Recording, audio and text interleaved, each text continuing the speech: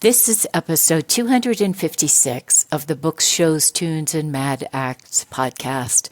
This episode is titled The Mean Reds with Dale Bridges.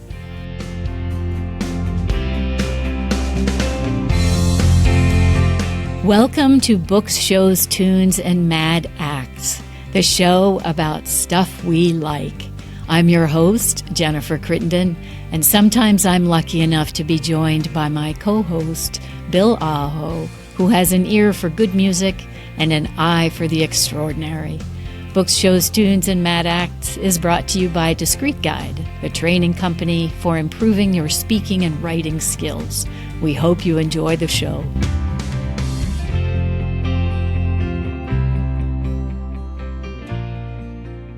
I am very pleased to welcome a new guest to the show today. Dale Bridges is with us. Welcome, Dale. Thank you. And I'm going to introduce him from the bio in the back of his first novel, which is called The Mean Reds. And that's what we're going to talk about today. He's a writer and painter living in Austin with his wife, 2 cats, a tarantula, a corn snake, and far too many old movies. Which is a little bit of a preview of some of the things we're going to see in this book. His short story collection, Justice, Inc., was published in 2014, and this is his first novel. So this book actually comes with all kinds of interesting blurbs on the back and on the inside cover. People have really enjoyed reading this book, as did I. But I did want to read one review, I guess you call them, from Amazon, which I'm always interested to see what the amateur reviewers have to say. And this one I particularly liked. This guy said, "This comedic mystery is written in a clever, cynical voice that kept me laughing through the plot's twists and turns. But behind all the witty dialogue, weed humor, and classic film references is an unexpectedly moving character study of a guy too dumb and stoned to realize that he's not the Bogart-esque hero he imagines himself to be, and that there are consequences to ignoring reality in favor of Hollywood fantasy." I really enjoyed that review. I thought that was a nice portrayal of the book. Yeah, they really nailed it. Yeah. Yeah, and it was nice, too, that he just wrote in his own voice, because I think so many of us, when we want to talk about this particular book, just feel as though we're obliged to write in kind of a, noir-esque or Sam Spade, kind Sure. of way. And he avoided that trap, which I thought was pretty cool. And we're going to talk a little bit more about that character's revelation, which I do think is a really profound part of this book. One of the things that I really liked about this book was the first line, which is, so actually each of the chapters is also the name of a movie, very clever.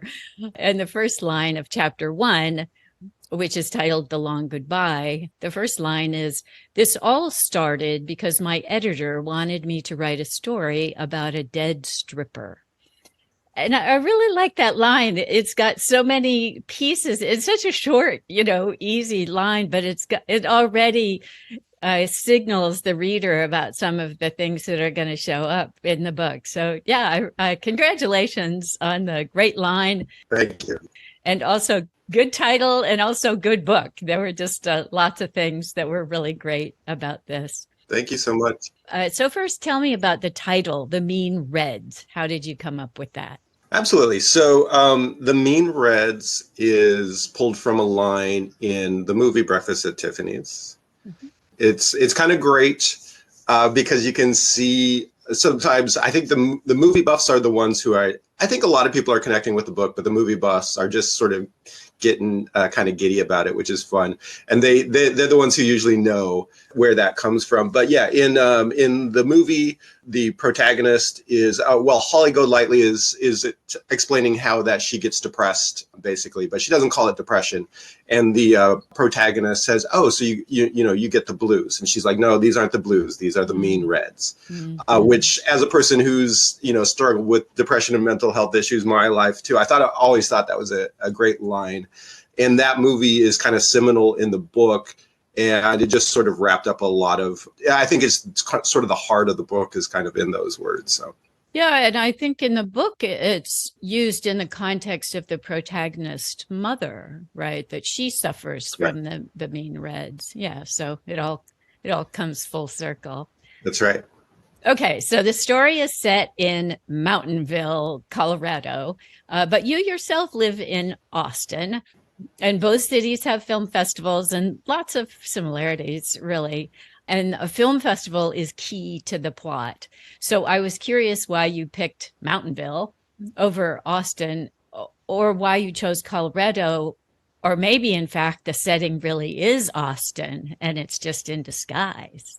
The town is actually called Mountainview, although I really like the Oh, Mountainville. sorry about that. Yeah, No, sorry. I really like it. That's a great title. But yeah, so it's set in Mountain View, and it is a thinly disguised version of Boulder, Colorado, actually. Okay. That is where I was living before I moved to Austin, and I was working as an arts and entertainment editor at a weekly alternative newspaper there. And I was having a lot of, it was kind of my first and only full-time journalist job, which I kind of tumbled in backwards into that job. But it was a fascinating job in a strange, interesting town full of odd characters and scenarios. And as the arts and entertainment editor, I got invited to all the things for free. One of the biggest events in the town was the yearly Boulder International Film Festival.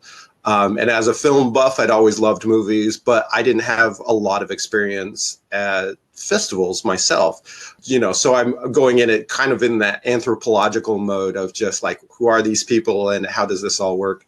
So that's where the setting of Mountain View started out as Boulder, but Boulder and Austin have a lot of things in common. Austin is much bigger, but they're both liberal college towns that people really love and are moving to in droves, and sort of driving up rent prices and driving out the locals who have lived out there for a long time.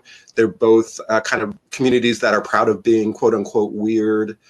They're both communities where tech is coming in and sort of, creating both jobs, but also chaos and things. So when I moved to Austin, the original story was conceived while I was living in Boulder, but I was writing it most in Austin, and I was able to include a lot of Austin stuff because there is such a crossover between that. And I think there's probably a crossover in a lot of sort of, liberal cities that are going through some of these different types of growing pains. So hopefully there's some universality to that, other people in other cities can connect with as well. Yeah, definitely. And a couple of the Amazon reviewers mentioned that they had lived. Oh, yeah. They were like, oh, yeah, I know Right. Mountain View because, yeah, I lived there. Yeah. So, yeah, people definitely recognized that it was Boulder, which was cool. But it did remind me a lot of Austin. I'm glad it did. I really did want to bring out Austin and other places that I'd lived into it. And I wanted Mountain View to sort of be even though like, it very much came from my Boulder experiences. I wanted it to be its own, city and community that other people could connect to. It just gives rise to a lot of really humorous scenes, the frat boys grilling outside his apartment. Yeah, they're just all kinds of things. One of the things, too, that I thought was interesting was that, as you mentioned, being an anthropologist at the film festival, that really interesting scene that you describe where you've got, because a lot of filmmakers go to film festivals looking for funding for distribution opportunities.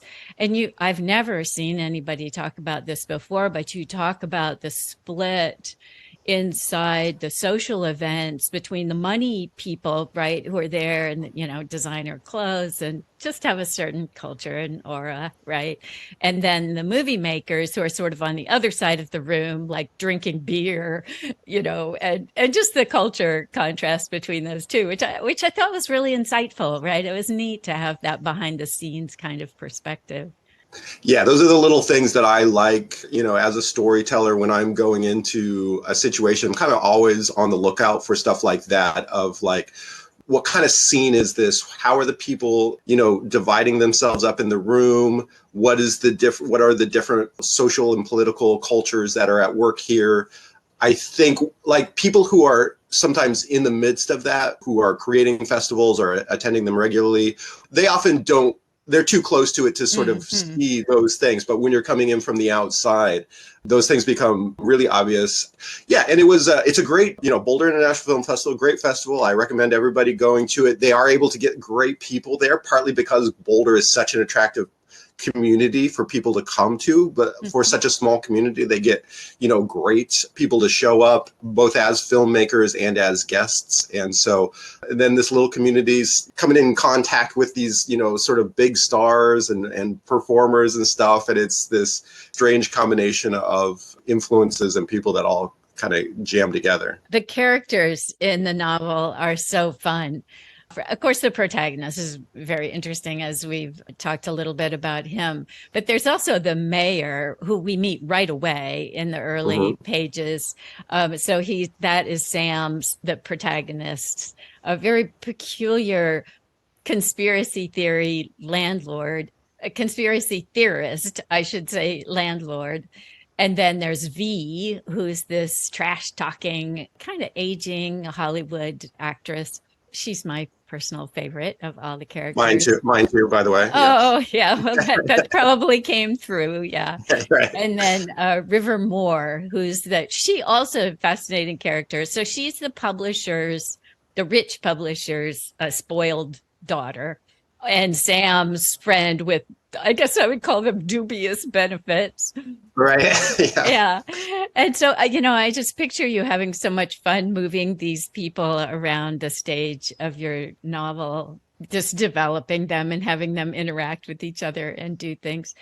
But can you talk about the writing techniques that you use to develop those characters? Sure. I mean, I don't know how many like official techniques there are. I didn't really study writing, so I kind of like learned it by doing it. But with character-driven novels are my favorite. Mm-hmm. I like characters. I like getting inside their heads. I like when an author takes you in there and, you find out about a person as the story goes on and they become more complicated and, all these things. So character is my favorite part. And what I look for when I'm reading something, no matter what genre it is well-developed characters. And as a writer, that's where I always start with as well. I start with my main characters and start making them complicated, bringing them to life before I even start writing, just sort of in my head. And so these are interesting because, as I said before, there's a lot of stuff is based on my real experiences, but you always, with fiction, start making things up as well. And the characters need to live and breathe on their own without, your idea of what this real person is.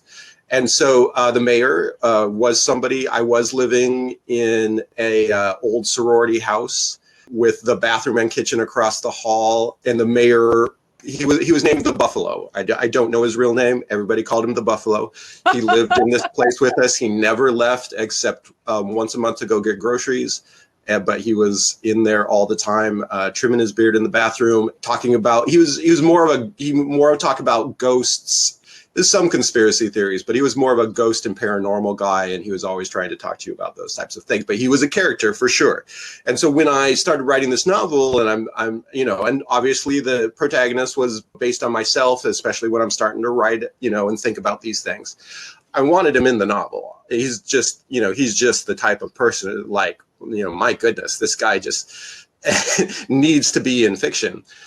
So I wrote him in, and his interactions at the beginning were he was simply just this quirky guy that, was constantly interrupting Sam and just talking to him and trying to have, these conversations. But then as the plot developed and as I started figuring out the plot of the novel more, then that's when I went back and I made him the landlord that Sam owes money to, because that provides conflict and it gives their relationship,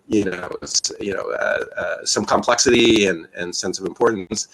Then I also made him the former mayor of Mountainview with a big old chip on his shoulder, and so that sort of brought in the conspiracy theories, which also made it like, as Sam gets more into this fantastical plot in his stoned head that he has, he starts listening more and more of somebody like the mayor makes sense, which also is a little bit of a wink and a nod for me to things like, Fox News and alternative media and some of these other things that we pay attention to when what they're saying jives with how we want to view the world, that type of thing. So that's where he came about. Yeah, that one was based on somebody real that had to become somebody fictional as I went along.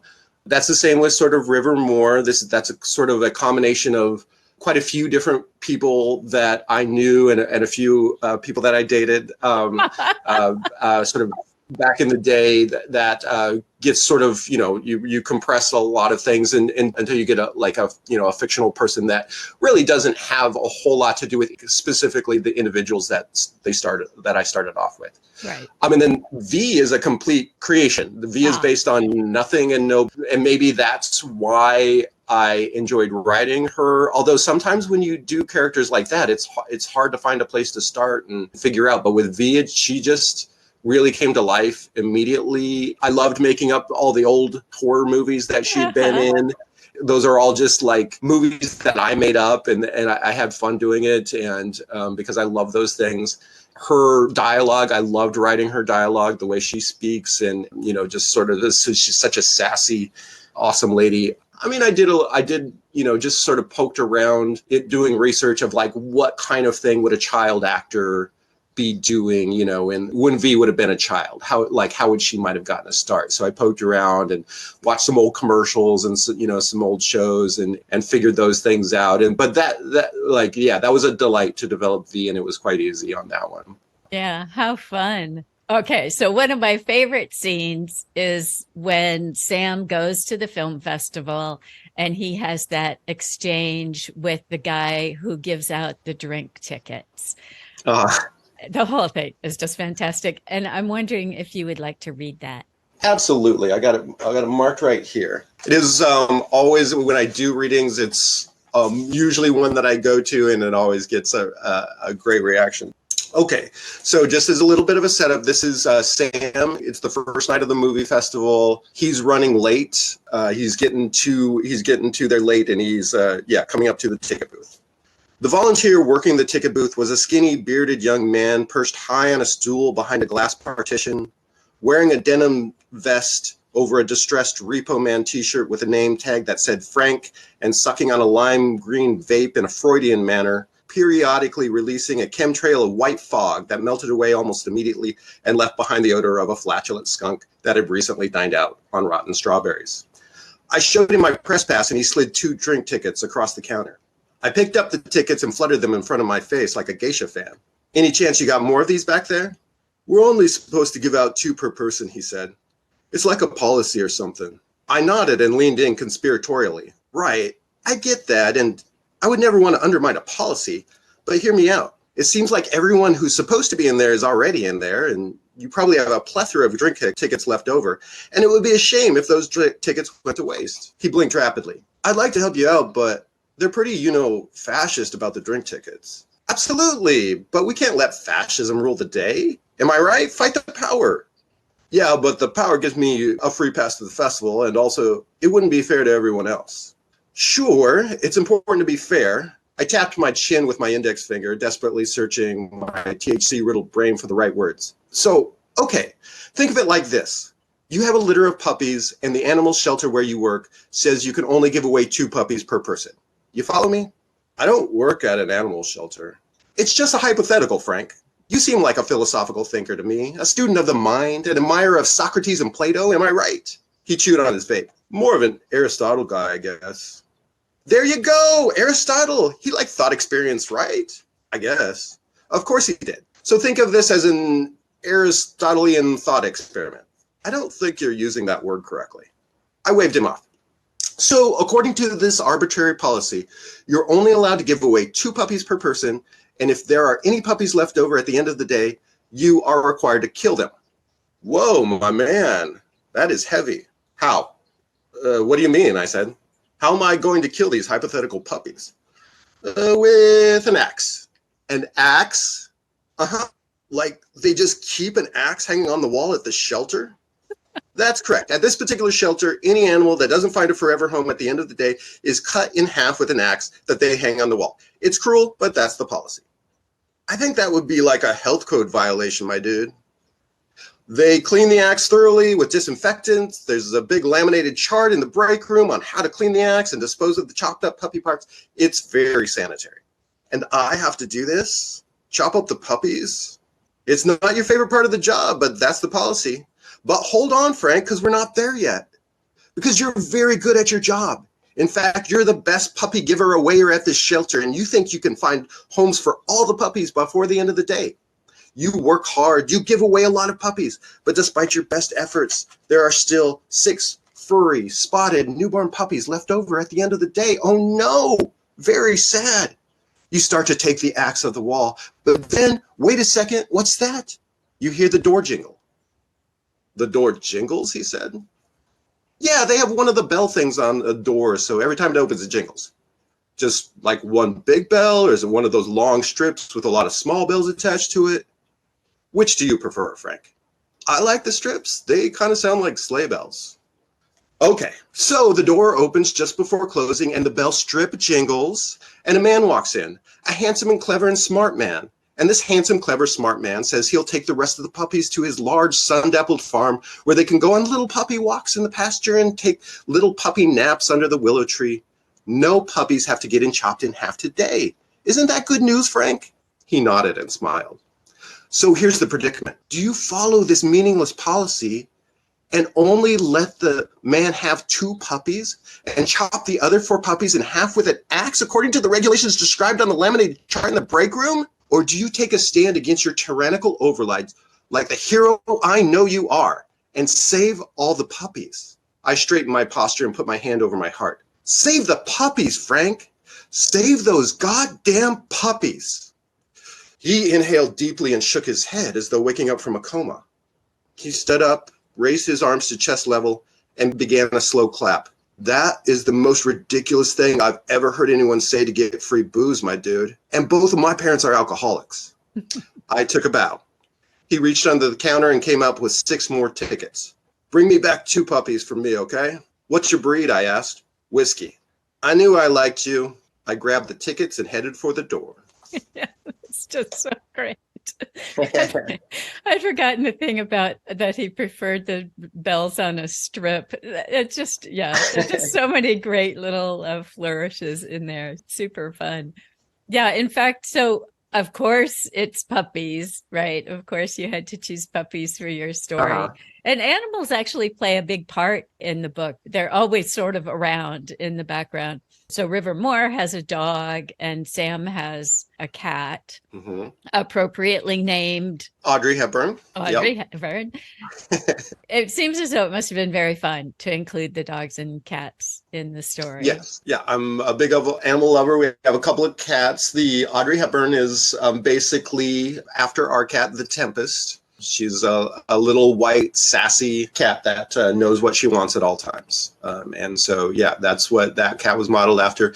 Yeah, and animals, I like writing about animals. It helps humanize characters, but it also helps develop character. Like you can tell what type of person or tell certain things about people by the animals that's surrounding them or how they're treating them and different things. So, and also animals are great for, sort of symbolism a little bit, throwing those things into there as well.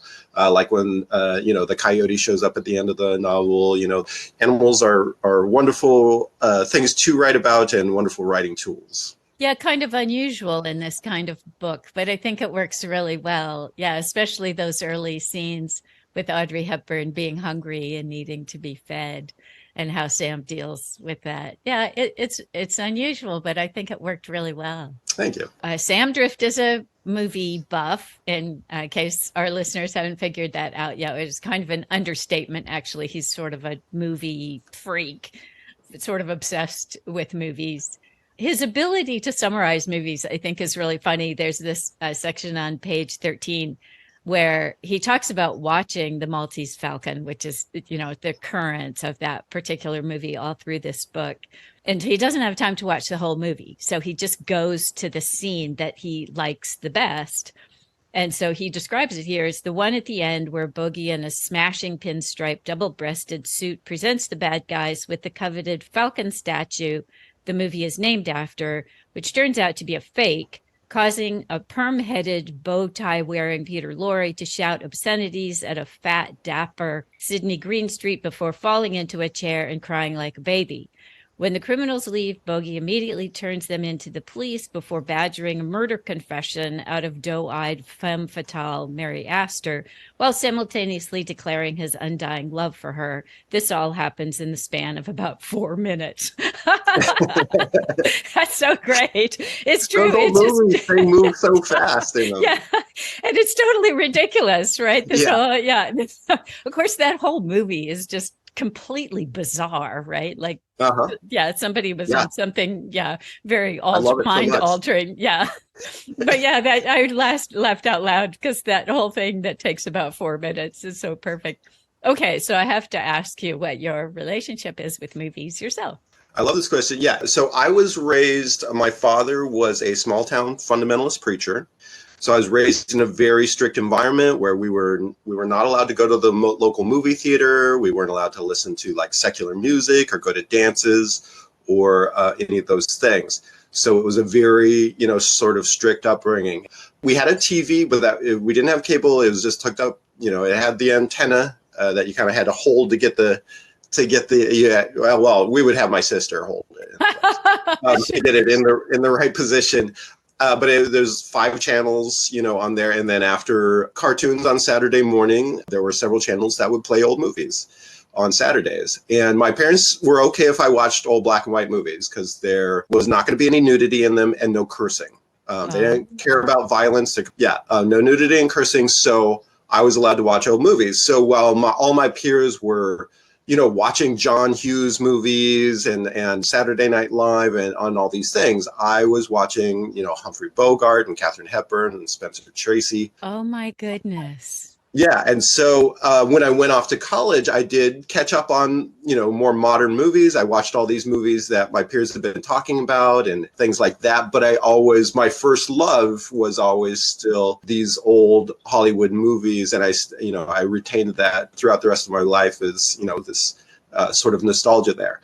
When I'm thinking of Sam and when I'm in Boulder in that, little room that I had, also was smoking too much weed at the time myself, and living in a little bit of a delusional fantasy world and, watching a ton of old movies and stuff. I'm thinking of a character that just is even more into old movies than me and having a hard time separating fantasy from reality. And so when as you said, with the first line of the, he's going to get assigned to look into this case of a dead exotic dancer that has died outside a strip club locally. Then he's imagining himself as a Humphrey Bogart type figure. Can't accept the sort of what he thinks is the dull explanations of how all this happened, even though they're quite, it's quite a big scandal in this little town, but is going right over Sam's head because he's looking for gang affiliations and drug addictions and, all these things that happen in his old noir movies. It's a little bit like the conspiracy theorist, actually, now that I think about it. Yeah, there's a certain parallel to that. Yeah. Are you still going to film festivals now? Austin's a great place for film festivals, and I do attend them periodically. But man, large crowds of people I'm a pretty strong introvert, and it's tough for large crowds of people are tough for me. I do love Austin Film Society, and so that's kind of more my jam and my culture there than the festivals. The festivals get a little overwhelming for me, but I love the theater over at Austin Films AFS and the movies that they play. And somebody always gives up and gives, a brilliant little talk about the background of the film before it plays. Yeah, so that's definitely more of what I love now. Fun. Yeah, it's been such a golden era for us of a certain age to see the movie industry evolve and now with streaming, right? And everybody spending half their life watching little screens. I don't know. The whole thing has just been kind of remarkable. For sure. So The Mean Reds is your first novel. Correct. I was thinking when I was going back through the book again after I read it the first time, this is really the kind of novel that I think a lot of first novel writers would like to write. So it's rooted in a particular genre, usually one that the writer likes. And then I would say it's pretty fresh, it's witty, it's got crazy characters. So can you tell us about your process for writing this novel? You mentioned that you hadn't taken a lot of writing classes, but have you read a lot about writing, or did you just sit down and write it all in one day and piss us all off? Oh my goodness, no. For starters, thank you for when you're writing a novel, you're always hoping that a reader connects with the book, like you said. So thank you for that. I went to the University in Northern Colorado, which is sort of the poor man's Colorado college, and they didn't have a writing program. They had, I think, one poetry writing class and one prose writing class. Like I said, I came from a religious family, and there weren't really like working artists anywhere in the family. So that's not something I always loved to read, but it didn't occur to me until I was pretty much all the way done with college that real people wrote those books that I was reading and that I could try to do that. So I just started trying to write. I just started writing on my own. And I think the best thing that I did in those early years was I made a really easy goal for myself, which was if I kept getting better each year, I would keep doing it. Okay. It didn't have anything to do with publishing or anything like that. It's just if I kept improving, because writing and books to me are so important, it was something worthy to pursue in my mind for a whole lifetime. It's something to pursue. To become a better writer for me was a worthy pursuit. And it took a long time. It took, it was 10 years before I started really finding my voice and really starting to put together some decent short stories that didn't sound like Kurt Vonnegut or Ernest Hemingway or the other people I was trying to write at different times in my life, and stories that I liked. And another 5 years working on getting published more. And at that point, I published a collection of short stories in a small press in Colorado. And then my ideas for the stories started getting bigger. They started getting bigger, and they didn't really fit into a 10-page short story anymore. And so that's when I kind of decided it was time to start thinking about something longer in a novel. But I'd gotten better at writing, but I certainly didn't know how to write a novel. I think I had probably four attempts where I got maybe the furthest I got was maybe 100 pages in before the novel sort of fell apart. Then I did finish a sci-fi one, but it didn't turn out as well as I wanted it to, and I didn't attempt to publish it. But it was really good to finish it. That's one thing I would advise for writers is just finishing stuff, even if it's bad, is an important thing to do. It's always more fun to start something, but at some point you need to finish it. And if it's worth editing, then you go back and you polish it up. If it's not, then you're like, I finished it and I learned from it, and I'll move on to the next thing.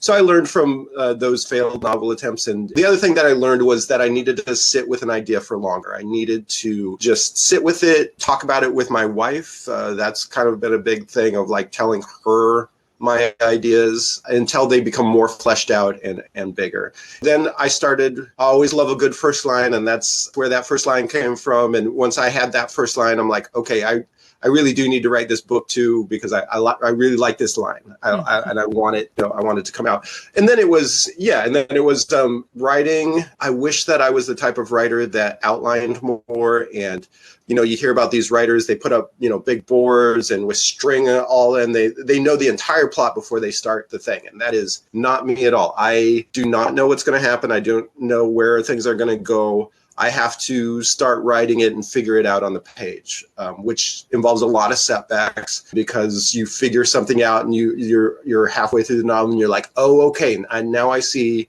that this needs to happen. I understand that this is part of the plot. And then you have to go back in the novel and be like, now we have to change things in order to get to that point in the plot. And then just rewriting a lot of things. We talked about a little bit how the mayor's character evolved. Another character that was difficult at first was the strip club owner. And this is another cool example of how, when I was working at the newspaper in Boulder, a strip club did open up on their central business areas, the Pearl Street Mall. and it did sort of open up in secret, and people freaked out. Like they were just, I can emails imagine. to the mayor and all these, like, people are like, oh my God, there's going to be, sex and drugs in our, in front of our kids and stuff.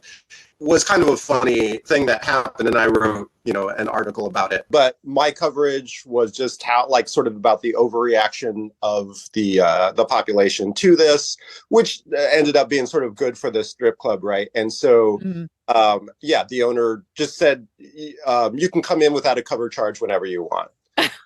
See, yeah, free entry for life. Right. And I wasn't a strip club guy. I hadn't really been to strip clubs before. Probably not with your upbringing, yeah. Yeah, exactly. But also with the anthropology thing, I found it fascinating. I would sometimes go there because they stayed open, and like every other bar in Boulder shut down at like midnight, and they stayed open till like 2 or 3. So I would often go there and drink, and I got to know the owner and the bartenders from coming in and doing that. And the owner was this very small, very mild-mannered, bald man who everybody kept thinking had ties to the mob or something, which I don't think was actually a thing. So I kept attempting to write him as the strip club owner because that's who I knew as the strip club owner, right? But it just didn't work. I don't like it. Just time after time, I kept circling around, and it just wouldn't take. One of the things about writing that you want to go with your instincts of, like, when something feels right, then, keep going. But if something feels wrong, you pay attention to that. Don't force it or whatever. But for whatever reason, I tried a bunch of different things. And then when I changed the owner from a man to a woman, it suddenly opened up for whatever reason. And suddenly it was a completely different story, character. But that character suddenly, came alive for me. So, yeah, those type of different things. I would definitely advise people who want to be writers to, go learn what you can from it. But if you can't get into the classes, or you don't want to, you don't have the money to do those things, there's nothing preventing you from, I think the biggest thing you need is just stubbornness. What got me through a thing is just the people who keep at it, even when it doesn't seem like you're making progress or nobody's publishing you or different things, I think are the writers that eventually are, going to find a place for their work, and they're going to get better. And it's a good feeling for a creative person to feel that they are getting better and improving. It's kind of the only thing that really you become proud of and that you want to do. Yeah. So when you say that you set yourself, well, you said it was a modest goal, but I think it's actually probably maybe the goal of getting better every year. What did you use as a gauge? Was it your own taste, right? Your own sensibilities, or did you use other measuring tools? No, I guess that's a bit of a cheat there. Or not, right? I mean, maybe that's the hardest tool right? Yeah, it was just my own calculations. And actually I'm pretty hard on myself, especially when writing comes to that. So yeah, and I also had the advantage of I was very, very bad at it at first. So getting better was a pretty easy to do. That's funny. Yes. And how long do you think it took you to write the novel? I think it was probably about a 2-year deal for me.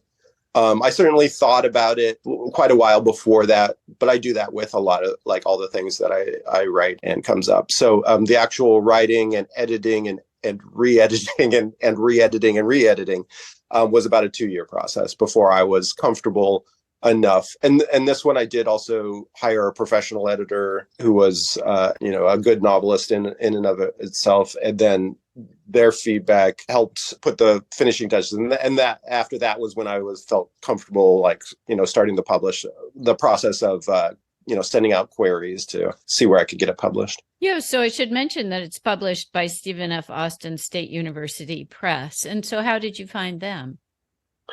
They were recommended to me by another. I'd done a reading at the old Malvern Books, may it rest in peace, of my short story collection many years ago. And I met another writer who'd been at it for a while. He was just a really nice guy. And we talked, and we ended up being Facebook friends. And when this one came out, when you're finished with your novel, you go through a long process of rejection. And so you start at the top, you start with, your dream agent, and then that's almost certainly is going to be a rejection, and, go sort of down the process until you go through the agents, and then you go through publishers who will publish without an agent. And so I was looking a lot in Colorado and Texas. Mm-hmm. I'm a Texas author, and the novel is set in Colorado. So that connection, I thought, would bring me the best chances of getting published. University presses are great, and I've always loved them and respected them. And that novelist that I made friends with, I messaged him about, suggestions. And he had suggested, that I query them. And fortunately, they picked it up and had a great, wonderful, hardworking, and overworked team over there who helps finish the editing and walked through the process of getting the novel out. Yeah, it's really a nice tip, because I think for a novel like this, a lot of people wouldn't have thought of a university press. So, something for people to keep in mind, that publishers that you might think would not be interested might in fact pick up a novel like this. It really hard to say. I think there was a grad student who was working on it, and she was a fan of mysteries. Mm-hmm. And I think that helped me out in this particular way. Although this is kind of a non-traditional mystery novel, it still fits into that genre. Like, I don't know if she hadn't been there, whether or not they, would have been as interested. So you should always try, because you never know who might be there or what the circumstances might be. And it doesn't hurt to try. The rejections hurt, but sure. But it is what it is. You got to get used to that. Yeah, I'm really intrigued by your idea of using your own taste as your measuring tool. I remember coming across something that Ira Glass talked about trying to get better at something. And I can't quote him exactly, but he talks about when you start out, you have this killer taste, right? As so many of us do, right? People who are good readers or good listeners who consume a lot, right? Probably tons of my listeners who are really good at judging like television series, right? Because we consume a lot and we know what's good. So Ira Glass was saying, you start out, you've got this killer taste, and you look at your own work and you can see how badly it falls short. But his advice, similar to yours, was keep working, because you will get better, and your own sensibilities will tell you when you're getting better and if you're making progress. But he said, it just takes years and years of work for the kind of work that he does, which is essentially storytelling in an audio format. Yeah, I think that's very true. I think the work is the main thing. It's just hours every week. I don't do it every day, but when I'm working, I do it every week. And sometimes, that time is spent just staring at a computer and nothing happening, but you still sit down and you stare at the computer and you still put in the work. It's a lot of work, and it's a lot of failure, and it's a lot of getting better. And you do have to try to turn. You're talking, like you were talking about. Yeah, I think we all a lot of smart people, and we read a lot of books, and we watch movies, and we become good critics of those things. But there needs to be another part where you turn that off for yourself, or you try to, because you need to give yourself freedom. You need to give yourself a break. You need to give yourself like the ability to play with something and do something badly and improve on it. And I don't think that is enough of a focus when people are talking about writing and what to do. Is that it's probably going to suck for a long time. It's not going to be very good. And that's okay, as long as you're like learning from it and getting better. I think that's really great advice. Okay, so one more thing to talk about in the book. Sam discovered, I'm going to try not to do any spoilers here, because I really do want my listeners to read this book without knowing what's coming. So he discovers that he is profoundly mistaken about something, a story that he's been telling himself for years. And it's a stunner for him in the book. And it's a wake-up call to us as readers that Sam really is somewhat blinded or delusional about certain things, because this misunderstanding is very serious.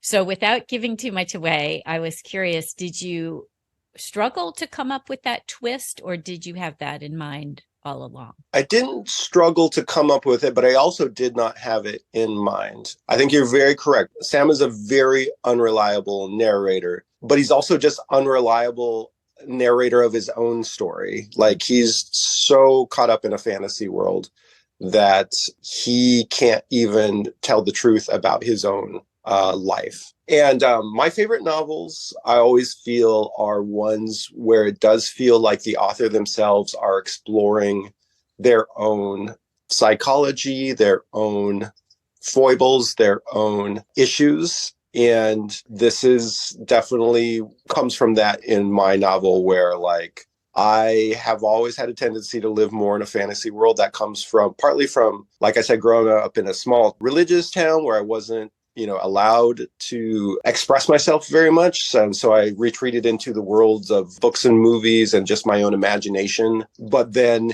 yeah, sort of in that period of my life, like sort of living alone, smoking a lot of weed, and you can lose sight of the real world and sort of your place in it. And so there were some things sort of about my own personal past that I'd either repressed or conveniently like just misremembered or whatever. Mm-hmm. That's where that came from. Sam is definitely a heightened or over the top version of that. That's certainly not, Sam isn't me, but I'm exploring, if I let that side of me go, mm-hmm. where would it take me? Hopefully other people who sort of recognize, that's always my favorite, is when I read writers like that and I recognize something about that in myself. It's interesting, an examination of your own psychological makeup. So the twist wasn't planned. It just sort of evolved, as in, how far does Sam's delusion go? And we have to know that as the reader. We have to find that out. Mm-hmm. That's where that, as you said, without giving away the plot twist or the things that happened, that's where that came from. Is like, this is exactly how unreliable this narrator that we're on board is. And what does that mean for this story? Yeah. What do we learn? I really like that as readers. Like, what do we learn from that ourselves? Right. This idea of a wake up call. It's like, wait a minute. Right.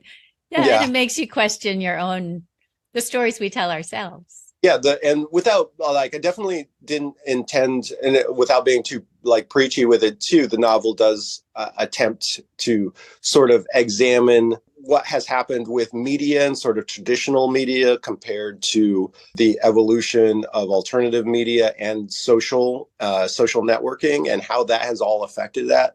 Because Sam is also not a very good journalist, and on this journey, he's, so that is also sort of a critique of those things, of like why real journalism, good journalism matters, because his editor is a good journalist. So you can see the difference between and why that matters when it comes down to these stories that we tell ourselves and who we listen to when we're trying to find out information about the world around us. Yeah, that's true. Big theme in the book is the newspaper that he works for and what the editor looks for and what the publisher looks for. Yeah, it's a really interesting topic. So anyway, I do recommend the book. So the book is called The Mean Reds by Dale Bridges.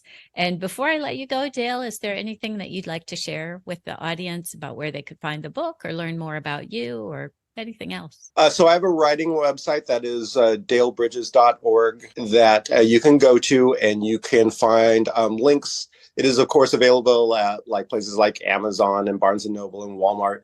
But if you would prefer to buy it directly from the publisher, you can also purchase it that way through the website as well. And then I also have another website that has my art, and that is dalebridgesart.com. During the pandemic, I was really struggling with writing because writing is for me, it's a very front of the brain sort of conscious effort. And I think it was too much anxiety. I think I was getting on my wife's nerves a little bit. And she's an artist. She's a really good artist. So we had a lot of art supplies, and she was just like, sort of, why don't you try painting something? Trying to, I think, just distract me. And I really took to it. So I've been painting a lot the last couple of years and really enjoying the process of that. It's very relaxing for me and a lot of fun, and exploring other parts of my weird brain with that process as well. So those are the two places that you could go. I would, love to, if you do get the book, please leave reviews. That's still the best way for small press and independent authors to get the word out. And please recommend it to other people, do the on Instagram and Facebook, or just, people in your family. Definitely would love to hear back from anybody who's enjoying it, and love the fact that this book seems to constantly be finding new audiences. It's fun. Yeah, super fun, really fun book. And thanks for coming on the show. It was really a pleasure to talk to you. Thank you. I really appreciate this. This was so fun.